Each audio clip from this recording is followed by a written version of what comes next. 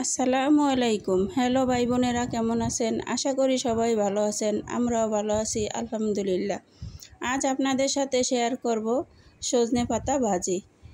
সজনে পাতা কে কে পছন্দ করেন কমেন্টে জানাবেন। সজনে পাতার আছে অনেক গুণ, ডায়াবেটিসের জন্য খুবই উপকারী।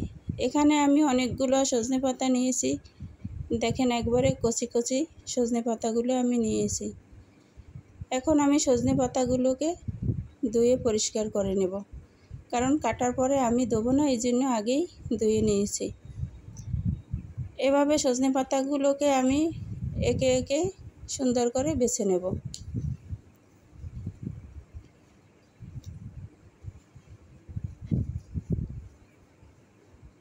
এই যে দেখেন আমি সজনে পাতাগুলো সুন্দর করে বেছে নিয়েছি।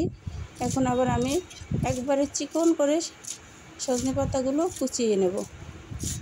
এই যে দেখেন আমি কুচিয়ে নিচ্ছি। সজনে পাতা ভাজি কতটা যে মজা, কতটা যে স্বাদ, না খাইলে বুঝতেই পারবেন না। সম্ভব হলে একবার হলেও বাসায় ট্রাই করবেন। এখন আমি পাতাগুলো সব কুচিয়ে নিয়েছি।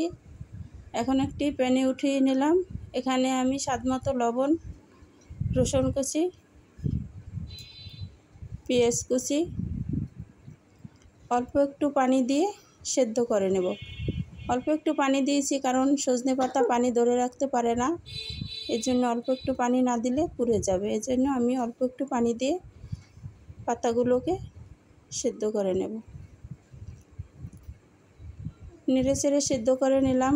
এদিকে চুলায় একটা তেল দিয়ে প্যান বসিয়ে দিয়েছি। তেল গরম হয়ে গিয়েছে। এখন দিয়ে দিলাম রসুন কুচি, পেঁয়াজ কুচি এবং কাঁচা পাকা কাঁচামরিচ। এখন এগুলোকে আমি সুন্দর করে বাদামি কালার করে ভেজে নেব। নেড়ে চেড়ে আমি ভেজে নিচ্ছি। এই যে দেখেন বাদামি কালার হয়ে গিয়েছে। এখন আমি সেদ্ধ করা সজনে পাতাগুলো দিয়ে দিচ্ছি। সুন্দর করে নেড়ে চেড়ে আমি সজনে পাতাগুলোকে মিশিয়ে নেব। আমি সজনে পাতাগুলো ভাজি হয়ে গিয়েছে, এখন আমি নামিয়ে নিলাম। আমার ভিডিওটা যদি ভালো লেগে থাকে লাইক কমেন্ট শেয়ার করে দিবেন। আর যারা শেয়ার করেছেন, সাবস্ক্রাইব করেছেন তাদেরকে অনেক অনেক ধন্যবাদ। আর যারা করেন নাই তাদের আশা করছি সামনের দিকে করে দেবেন। আল্লাহ হাফেজ।